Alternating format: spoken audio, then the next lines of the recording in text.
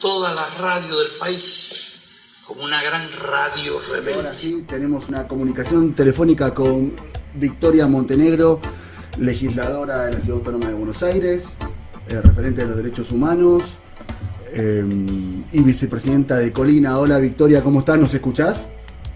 Hola, ¿qué tal? ¿Cómo estás? Buen día, sí, te escucho. Bueno, Vero, quisiera empezar, o Vicky, mejor dicho, sí, porque siempre me confundo, ya me están verdugueando, pero bueno, somos así acá. Hay una frase tuya que a mí me dejó, ¿cómo te diría? Choqueado, ¿no? Porque es una síntesis de todo, una línea intermedia entre lo que pasó y lo nuevo, digamos, que creo que lo tenés en tu libro Hasta ser Victoria. Y dice así: se acabó el miedo se fue con María Sol, yo soy Victoria. ¿Me podés, dentro de lo posible, dar una síntesis de cómo se te ocurrió el libro, de qué manera lo planteaste y todo lo que sentiste en ese momento para esa frase que me parece maravillosa? Sí, bueno, esa frase, si no me equivoco, fue una declaración después de haber dado testimonio en el juicio por el plan sistemático de apropiación de bebés. Cuando se llevó adelante el juicio, en mi caso, yo y otros nietos que recuperamos nuestra identidad y otros nietos que todavía no encontramos, bueno, fuimos parte de esa causa. Me tocaba dar testimonio y en su momento decidí denunciar a una persona, un fiscal de la Nación, que había sido cómplice de mi apropiador durante muchísimos años. Y creo que, bueno, obviamente previo a esa declaración había todavía un temor, una cuestión de aquella historia bastante compleja. Y cuando me tocó el momento de dar el testimonio, bueno, eso se terminó. No siento una libertad muy grande, ¿no? Cuando vos podés poner esa historia en manos de la justicia, sentís que ese proceso de impunidad, no sé si se termina porque tenía que esperar la sentencia, pero como sentir que la mochila pesa mucho menos, ¿no? Y ahí se corrió el miedo y bueno, pude dejar atrás el último resabio de la lealtad que tenía cuando era María Sol con aquella historia. Bueno, sí, la verdad que has pasado por una situación similar a la de muchos, pero que no ha dejado de ser terrorífica para esos muchos, ¿no? Nosotros aquí tenemos el caso de Juan Herman, que se ha cumplido también unos cuantos años de su desaparición. Y te quería hacer otra preguntita con respecto, vos estabas haciendo, no sé si una denuncia o por lo menos un llamado a que en la legislatura para que se presente, si mal no recuerdo, de Alessandro, corregime si me equivoco, por favor. Sí, mira, te cuento. Nosotros el año pasado, hace casi un año y medio que estamos atrás de un caso muy preocupante, que es la desaparición de un policía de la ciudad, un agente de la ciudad, un oficial, el agente Arjak Karayan. Está desaparecido hace un año y medio, desapareció en pleno centro de la ciudad de Buenos Aires, un domingo al mediodía, después de haber charlado con un policía en situaciones extrañas. Nosotros en este tiempo estamos convencidos que el caso de Arjak es un caso de desaparición forzada de persona, bueno, y a partir del acompañamiento de la familia y de seguir el caso, muy atentos a todo lo que sucedía con la policía de la ciudad. Es así que nos encontramos el año pasado, en noviembre, con una orden del día, son documentaciones de cada día, que tiene la fuerza y que transmiten los pases de área, las transferencias, los pases de área. Bueno, ahí aparecen 5 policías de la ciudad de Buenos Aires que volvían de haber prestado servicio en la Agencia Federal de Inteligencia, la AFI. Cuando viene Felipe Miguel, que es el jefe de ministros de Horacio Rodríguez Larreta, le preguntamos por estos 5 agentes, porque la ley por la que se crea la policía de la ciudad prohíbe que los agentes de la policía de la ciudad brinden otro servicio que no sea el de ser policías de la ciudad, y además está expresamente prohibida la inteligencia interna, digamos, por cuestiones políticas, digamos. Es muy clara la ley de la ciudad con respecto a eso. La respuesta en su momento del ministro fue que estos 5 agentes habían prestado servicio por una orden judicial de custodia. La verdad que no nos llenó esa respuesta porque, digamos, hay un montón de irregularidades, pero no teníamos más herramientas porque el oficialismo tiene mayoría en la Ciudad de Buenos Aires. Hicimos los pedidos de informe, las notas, no prosperó nada de todo eso. ¿Qué es lo que pasa en el medio en este tiempo? Hay una causa en la provincia de Buenos Aires, la detención de un narcotraficante que hacía mucho tiempo el juez Villena venía buscando. Cuando detienen a ese narcotraficante, él dice que trabajaba para la AFI, para policías de la AFI. Bueno, se empieza a construir un caminito que lleva a la justicia a hacerse de un teléfono celular de un policía. Te voy abriendo paréntesis porque todo es muy complejo. Sí, sí. En este tiempo, el año pasado, en marzo del año pasado, Cibercrimen de la policía de la ciudad hace un operativo de narcotráfico con la DEA. Se secuestran, creo que $400.000, y desaparecen de la oficina de Cibercrimen $60.000. Digamos, se roban dentro de la propia oficina de Cibercrimen. Actúa la justicia, se secuestra, se labran las actas, se secuestran los teléfonos de varios policías de esa dependencia. Cuando hacen los allanamientos en la casa, secuestran el de la subcomisario, que también, bueno, de la subcomisario, y el de su marido, que era un policía de la ciudad, Araki. Esos teléfonos quedan secuestrados, la causa nunca avanza, pero estaban en manos de la justicia, de otro juez. Cuando el juez Villena empieza a unir todos estos casos, se encuentra con ese teléfono. Cuando lo abren, yo te hablo de marzo del año pasado, marzo del 2019, cuando lo abren, se encuentran con la caja de Pandora. Digamos. Este policía Araque era parte de una banda, los Super Mario Bros., un grupo de tareas, los famosos Super Mario Bros., conformado, entre otros, por policías de la ciudad, y ahí me vuelvo a encontrar con los 5 policías que supuestamente habían prestado servicio solo de custodia. Esos 5 policías, algunos estaban desde enero del 2016, otros legalmente, entre muchas comillas, desde el 2018, nunca fueron servicio de custodia por una orden judicial, no existió la orden judicial, hubo funcionarios de la Ciudad de Buenos Aires que decidieron brindar nuestra fuerza policial al servicio de la Agencia Federal de Inteligencia, pero además una causa muy específica que es la persecución de actores políticos, Cristina, entre otros, bueno, el Instituto Patria.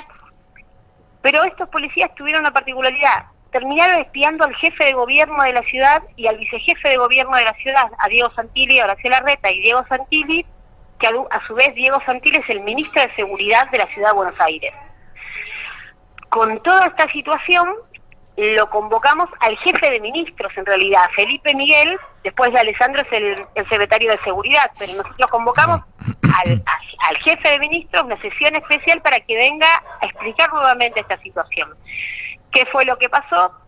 Larreta hizo que sus diputados, que son la mayoría, no nos den quórum, así que no pudimos avanzar en esa sesión especial, y obviamente sí, a Alessandro permanentemente le enviamos las notas y los pedidos, pero bueno, estamos frente a esta situación por la mayoría del oficialismo.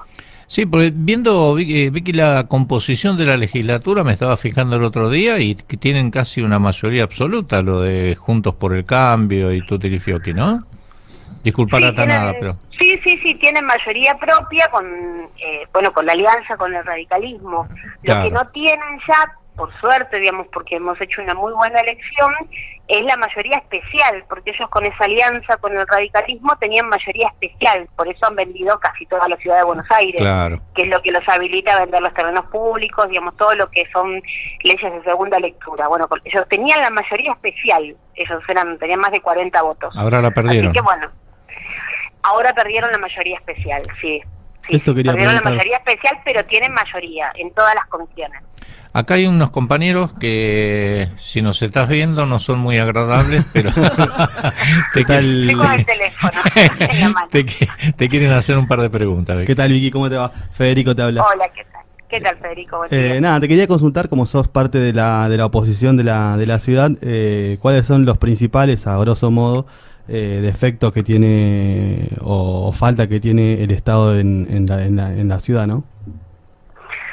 Mira, hay una cuestión que es evidente y que tiene que ver con la desigualdad. Si vos me decís, obviamente quien no vive en Buenos Aires, si uno ve lo que es la Ciudad de Buenos Aires, las obras, digo, lo magnífica que es esta ciudad, quizás no está en el detalle de la cotidianidad de la ciudad de Buenos Aires. Ujú. ¿Cuál es el principal problema que nosotros tenemos y que se hizo mucho más grave desde que asumió Mauricio Macri como jefe de gobierno? Tiene que ver con la desigualdad.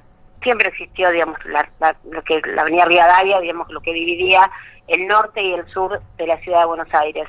Pero esta vez, digamos, con estas gestiones, la sensación que uno tiene es que hasta se planifica esa desigualdad y se hace más cruda. Nosotros tenemos en el sur de la ciudad de Buenos Aires los índices más altos de embarazo adolescente, de violencia institucional, de deserción escolar, de muerte súbita de niños. De hecho, creció la tuberculosis en estos años, el sarampión, las enfermedades de transmisión sexual. Digo, la verdad que si uno empieza a analizar lo que es la ciudad, realmente la ciudad de Buenos Aires, es complejo, porque vos decís, ¿no se dan cuenta? No, sí se dan cuenta. Desde que asumió Macri, ellos tienen planificado un futuro para nuestra ciudad donde hay determinadas personas que merecen vivir en la ciudad de Buenos Aires. Las políticas como que van orientadas al mismo sector.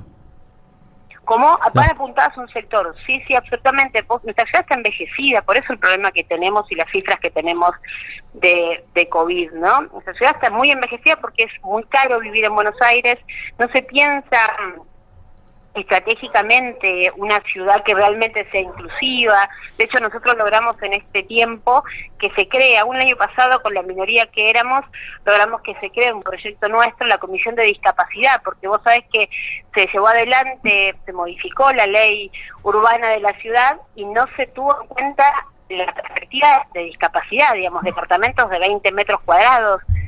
El futuro en la ciudad, digamos, esta idea de que los espacios son compartidos y que mientras, tuvo que venir una pandemia para dejar en evidencia que eso no es sano y que no está bien, y digamos que esos departamentos tan pequeños, para hacer muchísimas torres y muchísimos departamentos donde vive poca gente, claro. Porque en 20 metros cuadrados, y además con una idea, era esto que nos planteaban, no entraría una silla de ruedas.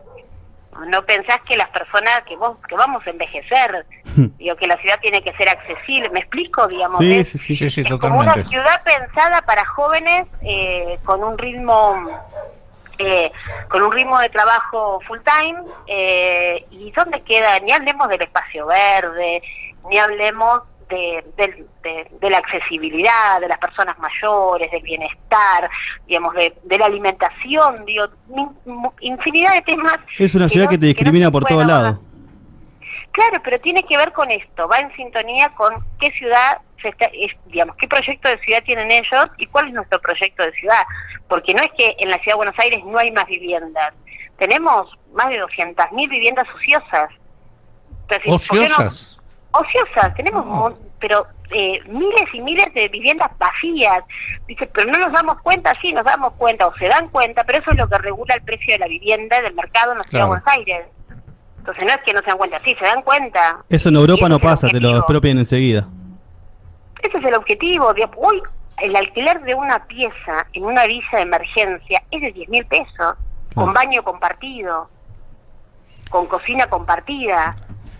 Sí, es terrible. O sea, todo se maneja a través del negocio que hace un selecto grupo. El negocio inmobiliario, el corazón, claro, la esencia, su valor principal es el negocio inmobiliario. Y es una locura que ese negocio, esa especulación inmobiliaria haya llegado hasta las villas, ¿entendés? Es como decir, no hay un lugar donde esté exento de eso.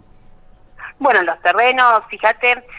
Mira, dos ejemplos. Los terrenos de la 31, por supuesto que por la resistencia de los vecinos que se enfrentaron, resistieron la dictadura militar. Digo, esos terrenos siempre fueron deseados porque son terrenos muy caros en la urbanización y también la resistencia que llevan adelante los vecinos de la 31. Mira, otro ejemplo y que la pandemia nos permitió, quiero creer, ¿no?, que se den cuenta de la importancia de los hospitales públicos. Había un proyecto del jefe de gobierno que era el 5x1, hacer de 5 hospitales 1. Uh-huh. El objetivo, por supuesto, eran los terrenos de esos hospitales muy grandes en la ciudad, Y parte de lo que nosotros planteábamos era, por ejemplo, que se unificaban el hospital de oncología con el hospital de infecciones, de infecciosos. Entonces decían, eso es peligroso, no se puede porque, quieras o no, el ascensor, vos veías la maqueta o el proyecto y decías, estaría bien. Ahora cuando escuchabas a los expertos te decían, no, esto está mal. Bueno, por suerte eso no se llevó adelante y hoy tenemos los hospitales y estamos recuperando las camas que se perdieron, más de 500 camas que perdimos en los hospitales públicos desde que asumió Macri. Pero bueno, la pandemia por lo menos sirvió para dejar en evidencia la importancia de los hospitales públicos en la Ciudad de Buenos Aires. Sí, por supuesto, reconocer el trabajo siempre de todos los que sostienen la salud pública en la ciudad, los médicos, los enfermeros, los camilleros, los administrativos, todos, y todas las que están todos los días en la primera línea de fuego que hoy está enfrentando esta pandemia, este virus. Y también algo que está pendiente, que si te lo digo no me lo vas a creer, y es que en la Ciudad de Buenos Aires los enfermeros, los licenciados en enfermería y las enfermeras no están reconocidos como profesionales de la salud. No te puedo creer, en serio. No están reconocidos. Nosotros tenemos un proyecto de ley, lo presentamos, yo lo venía trabajando con ellos antes de ser diputada, digamos, veníamos en el tema porque nos ayudaron mucho en el trabajo que hicimos en el Consejo, cuando yo estaba en el Consejo Nacional de las Mujeres, ahora por suerte ya es Ministerio, en el trabajo con el parto respetado. Entonces ahí me contacté con un grupo muy importante de enfermeros que venían trabajando su ley, la ley del reconocimiento. Bueno, cuando asumí como diputada, lo primero que hicimos fue, de las primeras leyes que presentamos, presentar este proyecto de ley que construimos con las diferentes asociaciones de enfermería. Y ese era el proyecto de ley. ¿Qué es lo que pasa en el medio? El jefe de gobierno modifica la ley de profesionales de la salud de la Ciudad de Buenos Aires, incorporan otras carreras, porque era necesario, por supuesto, por el avance también de la medicina y diferentes carreras que son muy importantes para trabajar temas, por ejemplo, como el autismo. Eso estaba bien en cierta medida, pero era la oportunidad para incorporar a los enfermeros. Bueno, la decisión del jefe de gobierno fue que no eran profesionales de la salud. Entonces que le pongo una inyección en el ferretero, decirle. Es muy loco porque además uno de los puntos para incorporarlos como profesionales de la salud era la cercanía con el paciente. ¿Quién está más cerca del paciente que los enfermeros y las enfermeras? Claro, sí. Esas cosas suceden en nuestra ciudad que son invisibles. Obviamente estamos atrás de este proyecto de ley, esperamos que cuando seguimos peleando y pidiendo este expediente cada sesión, y estamos convencidos de que tenemos que lograr que sean reconocidos, porque, a ver, te pongo el ejemplo concreto de qué es lo que sucedió en los hospitales al principio. La verdad es que los enfermeros no solo no están reconocidos y es una cuestión de derechos, sino también es una cuestión de su salario. Tienen que tener 2 trabajos. Entonces, lo que pasó al principio de la pandemia, del COVID, fue que salían del hospital y es cierto, los primeros profesionales se contagiaron en los sanatorios, que es donde se comenzó a propagar el virus en la ciudad, porque los que lo traían venían de afuera, venían la mayoría de Europa, con personas de un poder adquisitivo bueno, y tenían prepagas obras sociales, y el virus estuvo al principio en los sanatorios de nuestra ciudad. ¿Qué pasaba? Los profesionales, los enfermeros y las enfermeras iban al hospital, iban al sanatorio a trabajar, y se contagiaban en el sanatorio. Quizás si nosotros los tuviéramos mejor reconocidos, tengan un mejor salario, no tendrían que tener este trabajo que tienen doble trabajo, que los lleva además a una cuestión de cansancio en el que claramente en algún momento te baja la guardia, pues somos seres humanos. Exacto, un descuido. Tengo mi hermana que está trabajando en Mar del Plata, es enfermera, de que empezó la pandemia sin franco, sin descanso, laburando turno de 10 horas, y la llamó mi vieja y le dijo, mamá, estoy reventada, no doy más. Claro, es que no, aparte la tensión, ¿no? De estar con los pacientes, con las personas que están sufriendo, situaciones que hay que poder entender y reconocer. Me parece que eso es como lo más importante. Bueno, y atrás de ese proyecto de ley estamos en la legislatura también, esperando que cuando pase esta pandemia podamos reconocer ojalá antes, pero peleando para poder reconocerlos como lo que son. Sí, igual de cualquier manera, digamos que forma parte de lo que es la política neoliberal que ha implantado el macrismo, ¿no? Y entre ellos la salud pública ha sido fundamental. Acá me están haciendo señas y estoy a riesgo de que me tiren un botellazo porque hay un compañero que te quiere hacer una pregunta. Hace como media hora más o menos que le quiere hacer. ¿Qué tal, Vicky? Buenos días. Te saluda Fabián Tumino, el Tumi. Primero felicitarte por el libro. Me parece que el título Hasta ser victoria es un hallazgo. Me parece que es una herramienta de esclarecimiento para la militancia de los derechos humanos. Emotivo el prólogo de Estela de Carlotto y de Horacio Pietragala. Y Gracita, Sí, gracias. excelente la historia.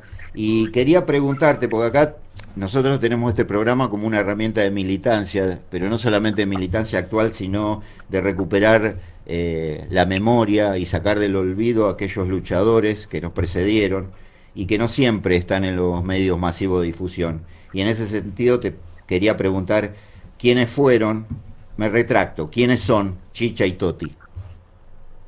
Bueno, son mis papás, son quienes me dieron la vida, me dieron un nombre, me marcaron, aún en la ausencia física, un camino en la vida, son mi ejemplo de cada día. Mi mamá, mi papá, bueno, mis tíos y en ellos los 30.000 compañeros que están desaparecidos. Obviamente muy jóvenes, es muy difícil, no sé si pudieron leer el libro, pero quizás siempre lo más difícil es poder hablar de tus papás cuando tienen la edad de tus nenes. Entonces, sí, me impactó esa frase, ¿no? Eso que vos comparás, que tus hijos eran mayores que tus padres cuando desaparecieron.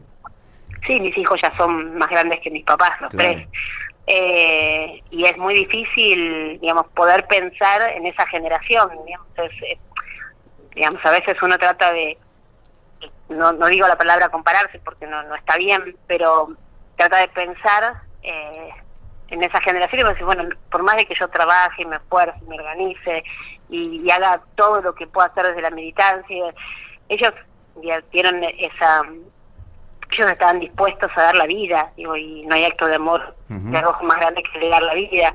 La verdad es que, digamos, a nosotros nos han tocado las consecuencias de aquellas historias y lo que uno quiere hoy es vivir. Entonces, desde un lugar distinto, pero unido por un hilo del mismo compromiso y del mismo respeto y de intentar heredar la misma pasión por ese trabajo de cada día y por el otro, bueno, uno se va construyendo, pero es bastante complejo pensar en tus papás y en ese momento histórico desde esta realidad, ¿no? Sí, nos atravesó, pero éramos bebés cuando todo eso sucedió y después crecimos en democracia, entonces hay cuestiones que nos hacen, digamos, forzarnos a pensar de qué forma vamos construyendo esos puentes entre esa generación de nuestros viejos, la nuestra y los jóvenes. Hay una frase que me impactó también, que vos en algún momento dijiste, como que los tenían que desaparecer porque cuando uno está convencido de sus luchas, que es algo bueno, eso contagia a los demás, ¿no? Sí, vos sabés que eso lo decía siempre mi apropiador cuando cuando se reunía con comían asado, siempre con sus subalternos. Entonces siempre había algunos, sobre todo los más jóvenes, que preguntaban por qué desaparecerlos, por qué no matarlos directamente y entregarlos para evitar que entre comillas, el discurso de los desaparecidos. Claro. Y Germán decía siempre que los subversivos contagiaban, entonces la única forma de evitar ese contagio era hacerlos desaparecer. Tal cual. Aclaramos que Germán se refiere a Germán Antonio Germán es mi apropiador. Tesla, sí. El apropiador, jefe del grupo de tareas del Centro Clandestino de Detención El Vesubio, ¿no? Sí, entre otras cosas, sí. Pasando a otro tema, Vicky, porque hay algunas cosas que como me tocan de cerca, y por la edad que tengo me quiebro a veces, en la parte política, digamos, porque vos mencionaste algo con respecto a la policía y daría la sensación de que no a nivel solamente en Cava o en la provincia de Buenos Aires, sino a nivel general, hay como cierta impunidad de la policía, ¿no? Como que actúan de forma independiente, digamos, en el asesinato, el secuestro, la droga. ¿Es tan fuerte el aparato policial en este caso para hacer lo que está haciendo? Mira, creo que hay, obviamente la dictadura no fue gratis, no solo en la vida de nuestros seres queridos y de nuestros compañeros, sino también en instalar prácticas que después de cierta forma la violencia institucional quedan en las fuerzas, ¿no? Y tampoco fueron gratuitos los 4 años del gobierno de Macri y de Patricia Bullrich al frente del Ministerio de Seguridad. Entonces, envalentonar la violencia, el gatillo fácil, poner en valor a los policías o a los gendarmes, a los que mataban por la espalda, digo, esta lógica de mano dura, creo que es muy fuerte y hay que combatirla con toda la fuerza y la conducción política de las fuerzas. Es complejo, nosotros estamos, creo que también es muy complejo, estamos frente a una situación también excepcional, que es este aislamiento, donde las fuerzas también tienen una función. Y ahí uno puede ver, lo que pasó en países hermanos, lo que pasó en Bolivia, el golpe que hizo la policía. Cuestiones complejas que, por supuesto, no hay comparación entre Bolivia y la Argentina en cuanto al respeto por la democracia y a la sociedad organizada y a los organismos de derechos humanos, pero creo que tenemos, y permanentemente lo hacemos, la responsabilidad de trabajar en la formación de los agentes de la fuerza, porque nos pasa, este chico que nosotros estamos buscando, es un joven de 20 y pico de años que no tenía nada que ver con aquella historia de la dictadura cívico-militar. El problema es quién los forma, quién los conduce y qué se les ordena. Y después, en los casos de violencia institucional, aquellos que son responsables de la violencia, del gatillo fácil, en el caso ahora que estamos todos pendientes de que podamos resolver el caso de Facundo, que está desaparecido. Esas prácticas no tienen lugar, no tienen que tener lugar en nuestra democracia, y tenemos que trabajar todos para poder erradicarlas. Ahí la verdad que ahora por suerte en la Secretaría de Derechos Humanos de la Nación está Horacio Pietragala, también trabajando fuertemente con un equipo muy comprometido en este tema, pero es la formación y también es la decisión política. Vos fíjate que le pasó al Coqui en el Chaco, cuando apartó a los policías que entraron a la casa, no sé si lo vieron, pero entraron a una casa, tremendo, que lamentablemente cuando vos, el otro día hablaba con la ministra de la mujer, por otra cosa hablábamos y contaba que en algunos lugares, el abuso sexual de las niñas, de las comunidades, está como naturalizado y claro. Temas muy complejos, y la decisión política, pero vos fijate que esas decisiones tuvieron la consecuencia de que otros policías se, entre comillas, solidarizaran con esos violentos que cometieron esos hechos. Entonces queda mucho todavía camino para transitar, y es con firmeza y es con decisión de respetar los derechos y la formación también de los agentes de la fuerza para poder dejar esa historia de violencia atrás.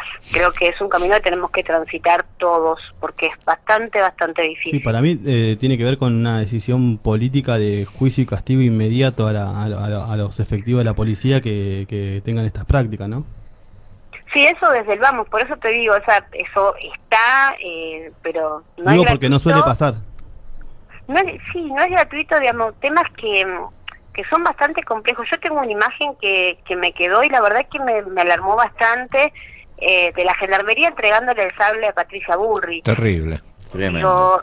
Bueno, Bernie con el rifle también es como la misma imagen. A mí si me nombraba Bernie y a Patricia son de dos fuerzas distintas, de dos fuerzas políticas distintas, pero no veo mucho la diferencia. Mira, el tema es la conducción política y cuál es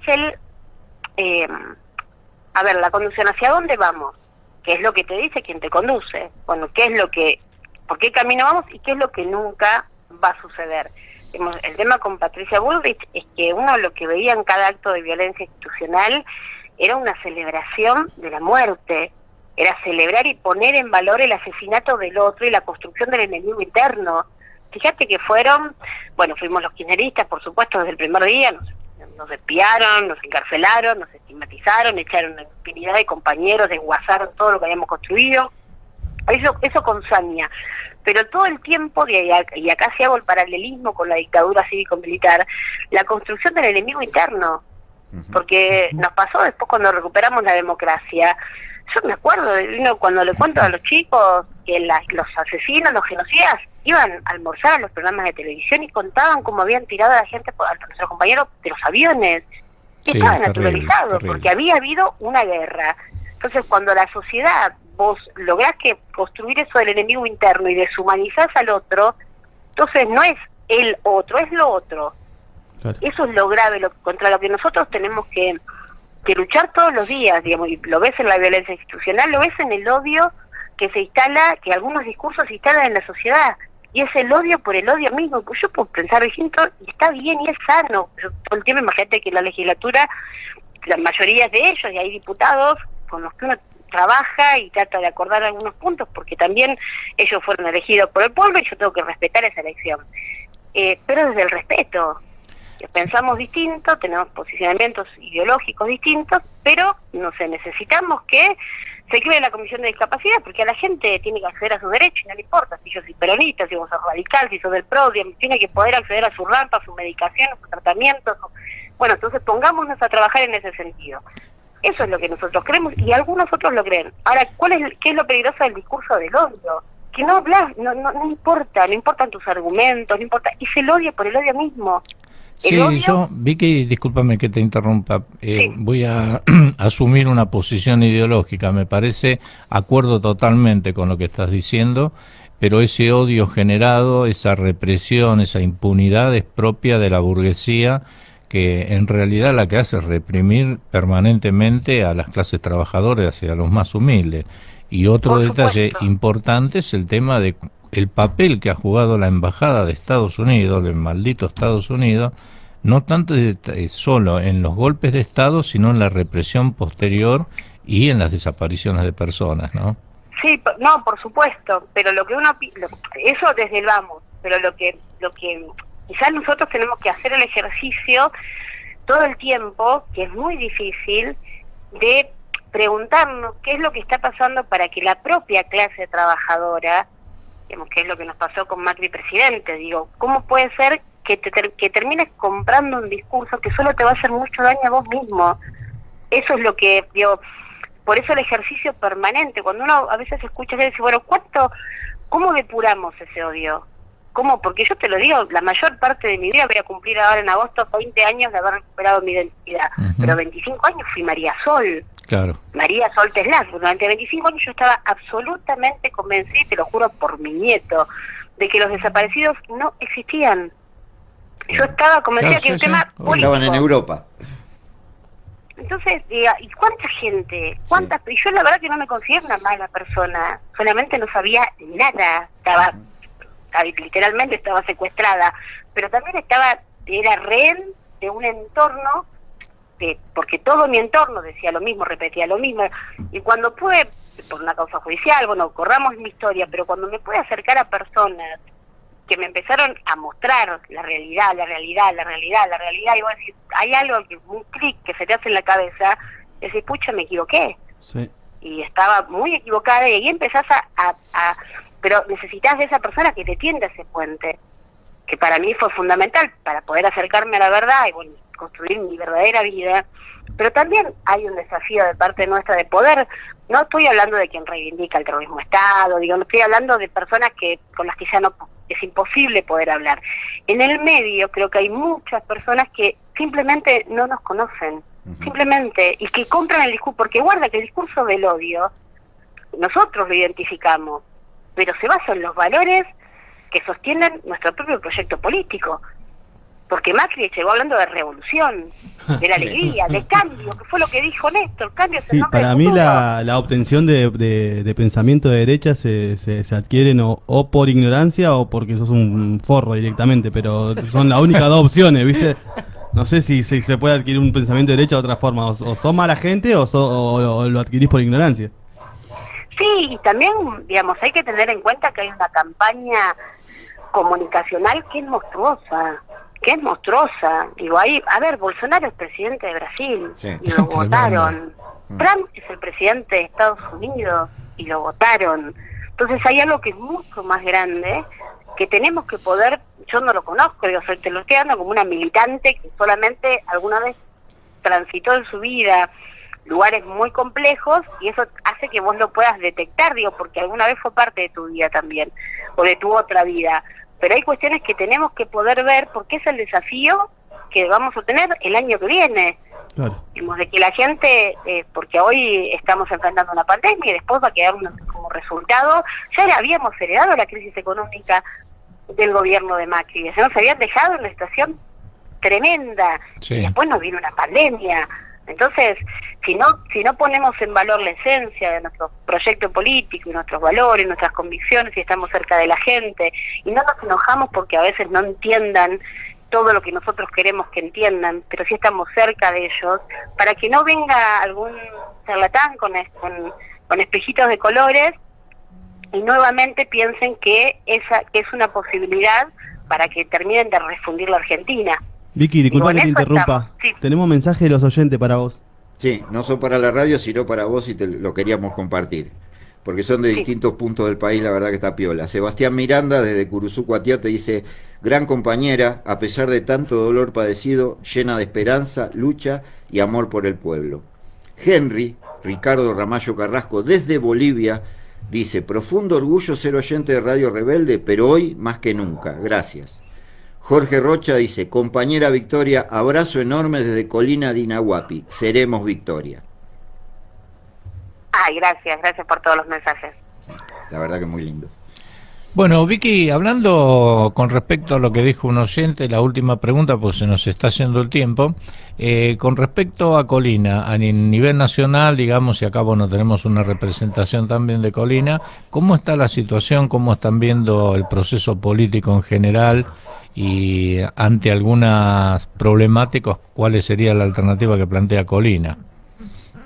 No, primero nosotros trabajando en todo el país, bueno, con Carlos, con nuestro presidente, que además tiene una responsabilidad institucional importantísima, y estamos muy orgullosos del lugar y el trabajo principalmente que está llevando adelante Carlos en este momento. Digo, la verdad que estoy cada día muy, pero muy orgullosa de mi compañero, que además es el presidente de nuestro partido, y bueno, cerca de los compañeros, atentos a todo lo que viene sucediendo en cada una de las provincias, y incondicionales, y apoyando a Alberto y a Cristina en todo lo que viene. Creo que si todo sale bien, en algunas semanas estaríamos retornando a la, también entre muchas comillas, nueva normalidad, y bueno, el desafío siempre es que podamos crecer como lo soñó Néstor en su momento, ¿no? Que seamos esas flores que vayan floreciendo por todo el país y contagiando de militancia, porque la verdad es que vamos a tener que trabajar muchísimo, pero muchísimo, para sacar a la Argentina adelante y volver a ponerla de pie. Así que ahí va a estar Colina también como otra fuerza política de nuestro proyecto nacional y popular. ¿Hay Bueno. tiempo para la última? Hágale. Es cortita. Cuando empezó el programa dijimos que los medios nacionales están hablando de un golpe institucional, un golpe de Estado, que nosotros ya lo dijimos hace 2 o 3 programas. ¿Vos cómo ves eso? Las marchas anti-cuarentena, las marchas de la derecha, con totalmente idiotizantes. No, a ver, no subestimo ningún discurso de odio. Digamos, creo que sería un error subestimar cualquier discurso o cualquier movilización basada, digamos, con un objetivo claro no de no apoyar, porque por supuesto uno no puede estar de acuerdo con el gobierno de turno, como nos pasó con Macri, pero que tratan de instalar esta idea. No hay posibilidad en la Argentina, por nuestra historia y por la fortaleza que como sociedad tenemos con respecto a los golpes de Estado. Digamos, es una historia del nunca más que está muy claro. Sí creo que hay que poner mucha, pero mucha energía en estar muy cerca de nuestros compañeros, dejar de lado cualquier mínima diferencia y trabajar para ayudar a Alberto y a Cristina en lo que viene, porque por supuesto va a ser muy duro, no tengo dudas de eso, va a ser muy duro y nos va a necesitar más unidos y más solidarios que nunca. Así que a ese odio, ese discurso de odio, nunca hay que subestimarlo. Pero bueno, ya nos dijo una gran compañera y mujer, moverse al odio, así que creo que tenemos que hacernos muy fuertes en eso, que sabemos hacer también, que es ser buen compañero, y que sea el amor el que nos dé la fuerza para todo lo que viene. Bueno, Vicky, realmente te agradecemos el tiempo que nos has brindado. Realmente fue muy placentero, muy agradable hablar contigo, y te voy a saludar, y te voy a saludar con una famosa frase: hasta la victoria siempre. Gracias, muchas gracias a ustedes, compañeros. Abrazo. No, abrazo enorme, Vicky, muchas gracias. Toda la radio del país como una gran radio rebelde.